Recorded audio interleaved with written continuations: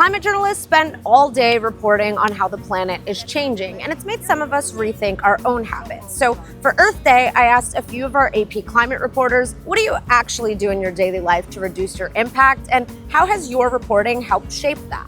I have started composting. I actually found out about this while reporting a story on food waste, found out that that's a really big source of emissions, and this is one way you can kind of have control over that. So I will admit it's not always the most convenient, but since I've started doing it, Chicago has added more locations, and if you live in an apartment like me, you can keep it in the freezer so it doesn't smell bad and you can wait longer in between drop-off trips.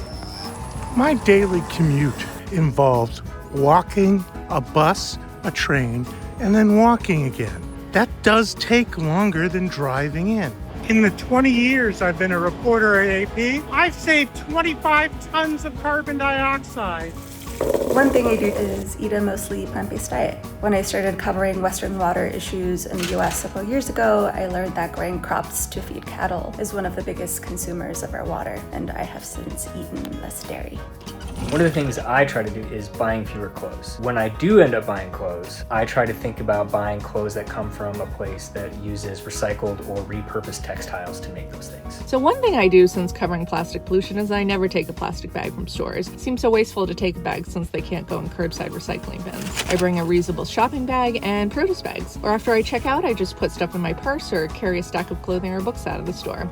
For me, it's buying most of my clothes secondhand and repairing them instead of throwing them away. They're small changes, but ones that do add up.